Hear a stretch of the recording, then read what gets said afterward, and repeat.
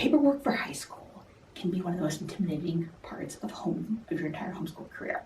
Maybe because this is like official and your child will take this with you, or maybe because there's just so many parts. Whatever it is, it can be a big hang-up. If you're new here, welcome. I am Tricia, and I am a homeschooling mom to 3 kids, and this is year number 13. Quick math, that tells you that I have a senior.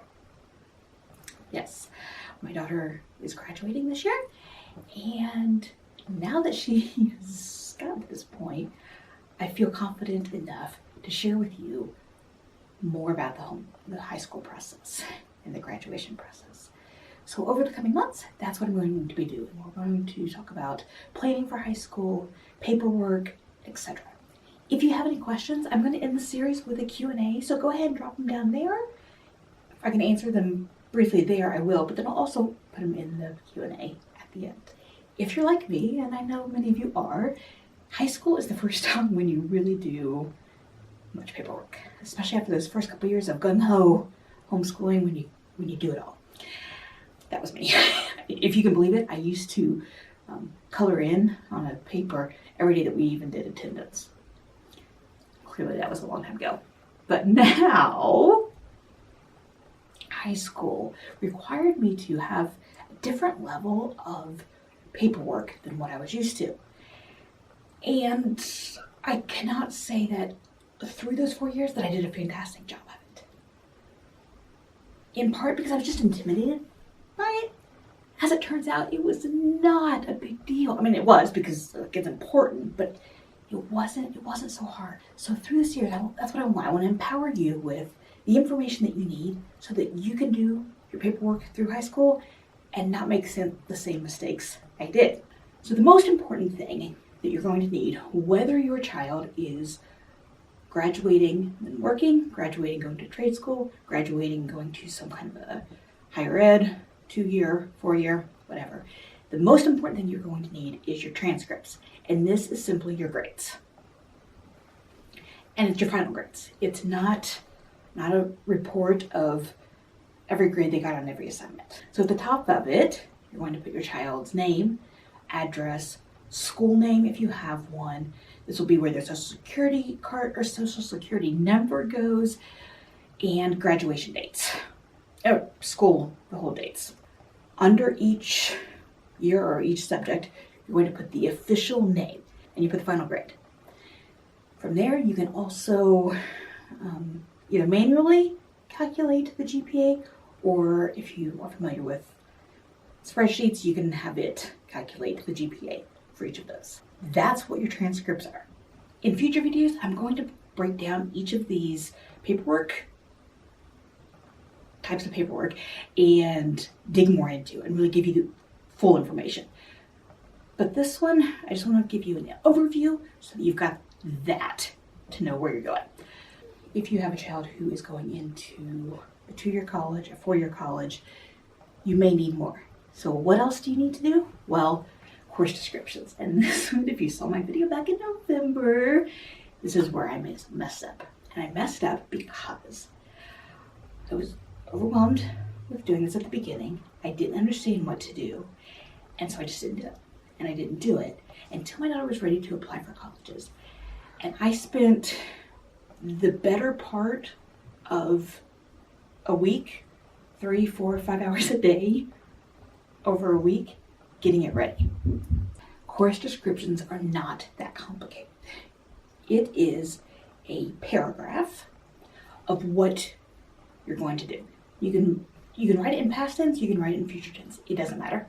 Be consistent, but choose your tense. It doesn't matter. It's a paragraph that is what your child's going to learn, what the grading is going to look like. Is it a class taught by you? Is it taken by someone outsourced? And again, the video I do about course descriptions, I will go into all of this more. Next thing we needed for college was a counselor recommendation letter. At public school, the counselor writes letters, and they may not know your student very well, so it's from them it's going to sound kind of generic. So for you, this is the time to be professional, but also also brag about your child in whatever ways, what kind of a student they are, what kind of a person they are. This, I think, was about 1.5 pages for me, and thereabouts. I know that the resources I read said no more than 2 pages. About 1 page is better. And it's just your chance to sell your child, and why the college is going to benefit from having your student amongst their student body. We also needed, got my notes over there. Oh, the other thing that we needed was a school profile. Other people call this a school philosophy. You may hear both. Basically, which philosophy to me sounded like, I don't know, and so I just kept putting it off again. And not all colleges want this, but we went through the Common App and it was something we needed to do. But basically, it's a letter about why you homeschooled the way you did. What were your goals? What was your grading philosophy? What about your family life shaped your homeschool? So for us, for example, I talked about military life affecting the way we scheduled and the opportunities we had.